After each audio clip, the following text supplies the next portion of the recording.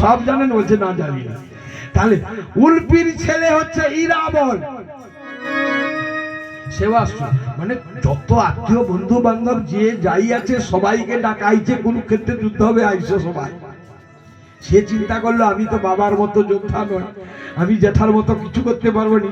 তাহলে যখন শুনছে যে এখানে ভদ্রকালী পূজা করতে নরবলি দিতে হবে, ইরাবল আত্মনিবেদন করলো কৃষ্ণকে, এসে প্রণাম করে বলছে বলির ব্যবস্থা করুন, পুজোর ব্যবস্থা করুন, আমি বলি হতে যাব। তবে আমার একটা শর্ত, দুটি শর্ত আমার। কি শর্ত? না, কুরুক্ষেত্রের যুদ্ধের আগে পূজা হবে, তাহলে আমি বলি হয়ে যাব, আমি শেষ হয়ে যাব, আমি তো যুদ্ধটা দেখতে পাবো না। কুরুক্ষেত্রের যুদ্ধ যেন আমি দেখতে পাই, এই প্রতিশ্রুতি দিতে হবে তোমাকে। সেই কাটা মাথাটা কুরুক্ষেত্রে 18 দিন জীবিত ছিল এই কুরুক্ষেত্রের যুদ্ধ দেখবার জন্য। হরে কৃষ্ণ।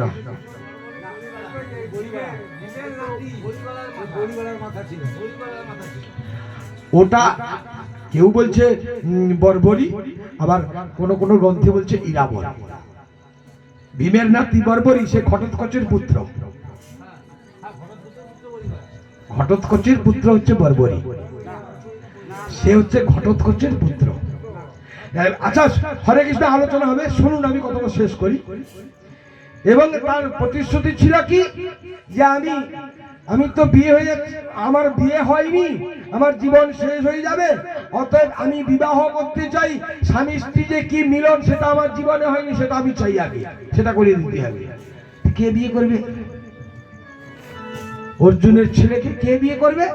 তখনই কৃষ্ণ নিজে মোহিনী রূপ ধারণ করে ইরাবলের সঙ্গে বিবাহ করে নিশি যাপন করলো। সকালে ভদ্রকালী পুজোতে ইরাবল বলি দেওয়া হলো।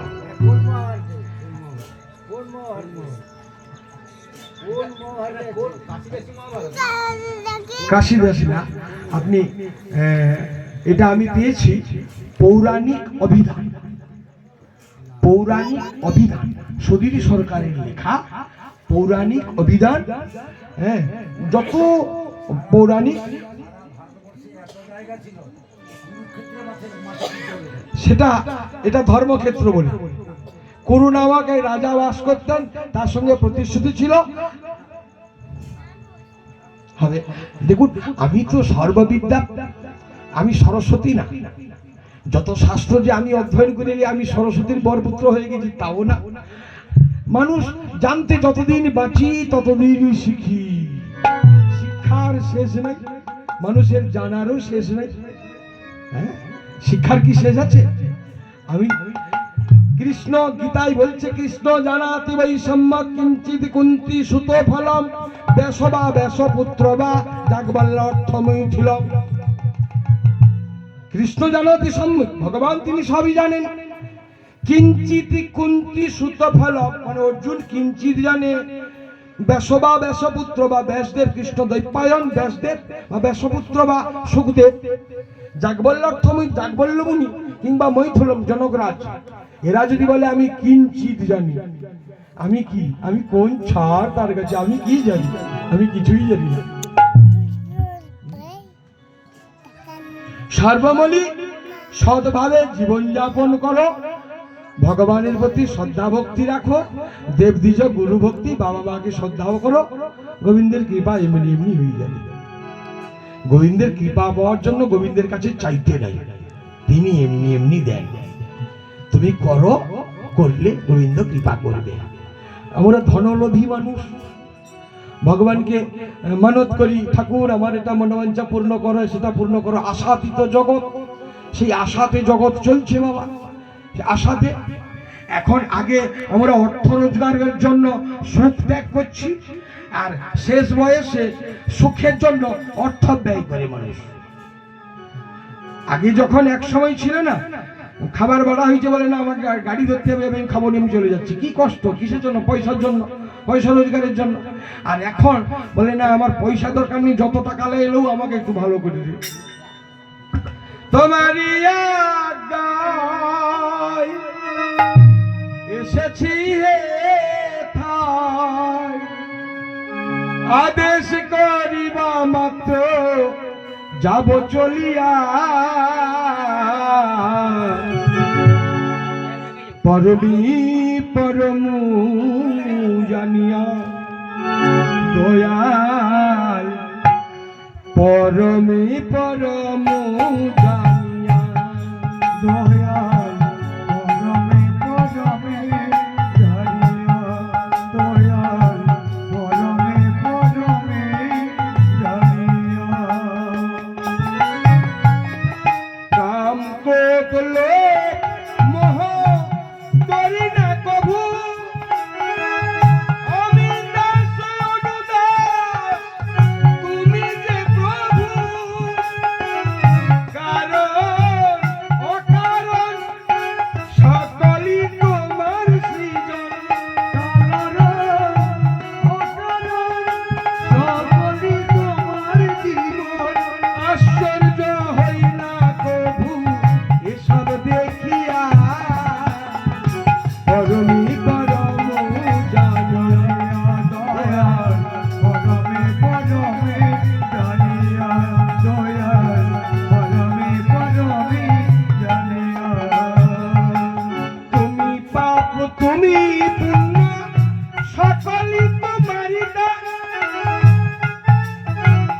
আসন পাতিয়াছি হে মহামানব প্রাণ খেলিছ পুতুল খেলা হাসে তাই বাবা পাগলা খেলিছ পুতুল খেলা হাসে তাই বাবা পাগলা চূড়ান্ত চালাক তুমি আছো বসিয়া পরমে পরমে বলিয়া দয়াল পরমে পরমে জানিয়া দয়াল পরমে পরমে জানিয়া হিন্দু ধর্মের সারবস্তু হলো গীতা গীতা অধ্যয়ন করবেন ওই আমার গীতায় আরাধনা গীতায় উপাসনা গীতায় আমার সর্বসার গীতায় আরাধনা গীতায় উপাসনা গীতায় আরাধনা গীতারি সাধন গীতারি ভজন আর গীতারি সাধন গীতারি ভজন গীতা করি দেখো ভব সিন্ধু আর গীতা আরাধনা গীতা ঠিক আছে আপনারা প্রসাদ পেতে যান গান করছে গান হচ্ছে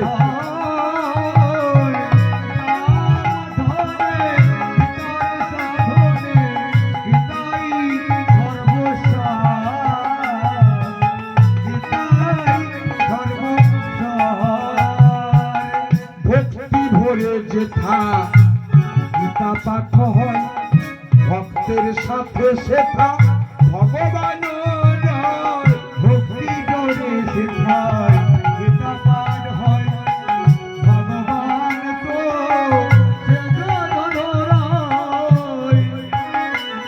ওরে ভক্তি ভরে ভগবত ভগবান তোমার সেথায়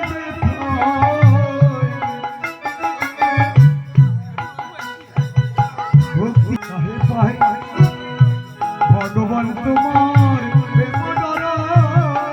ভক্তি ভরে যেথা গীতা পাঠ হয় ভক্তের সাথে সেথা ভগবান রয় বিশ্বাস করলে তার পাপ হয় ক্ষয় বিশ্বাস করলে তার পাপ ক্ষয় উদ্ধার বিশ্বাস করলে তার পাপ হয় ক্ষয় অবিশ্বাসী জনম হয় বারবার গীতায় আমার সর্বসার গীতায় আমার সর্বসার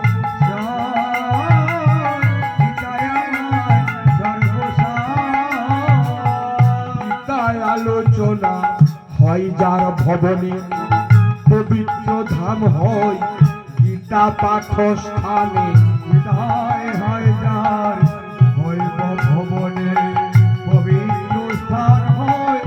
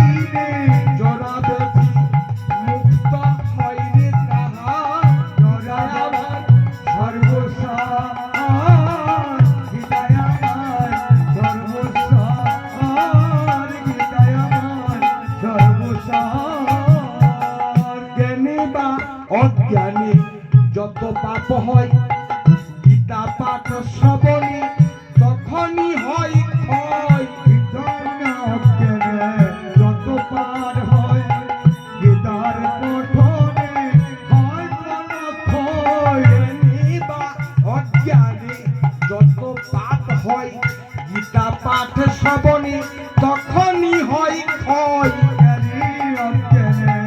যত পাপ হয় গীতার পাঠনে সর্বপাপ হয়। জ্ঞানী জনে কয় গীতা পড়ো তাই, জ্ঞানী জনে কয় গীতা পড়ো তাই।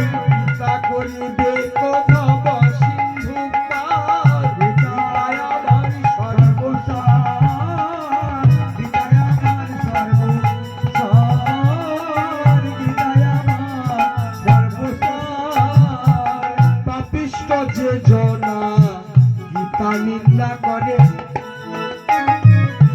নরক যন্ত্রণা তারাই ভোগ করে। পাপিষ্ঠ যাথায় গীতা নিন্দা করে নরক পদ সেটাই ভোগ করে। পাপিষ্ঠ যে জনা গীতা নিন্দা করে, নরক যন্ত্রণা তারাই ভোগ করে। নরক যন্ত্রণা ওই জনম হয় তারা অজ্ঞানীর ঘরে, নাম হয় তারা অজ্ঞানের ঘরে। জনম হয় তারা অজ্ঞানীর ঘরে। নাম হয় তারা অজ্ঞানীর ঘরে। দুঃখে কষ্টে জীবন চাই রে তাহার, গীতায় আমার সর্বসার গীতায় আমার সর্বসার গীতায় আমার সর্বসার। আমার গীতাই সাধন, গীতাই পূজন, গীতা করিবে গো ভব সিন্ধু পার। গীতায় আমার সর্বসার গীতায় আমার সর্বস্বর গীতায় আমার সর্বস্বর। রুজু নাই রুজু খাবে পিতা, বুঝো না বুঝো পড়বে গীতা। গীতা পড়লে, গীতা পাঠ করলে একদিন তুমি সবই বুঝতে পারবে, সবই জানতে পারবে।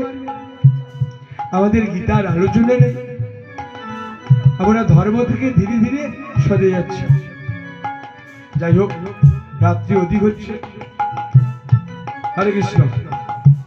এখানে আজকে আসো রাখছি বাবা।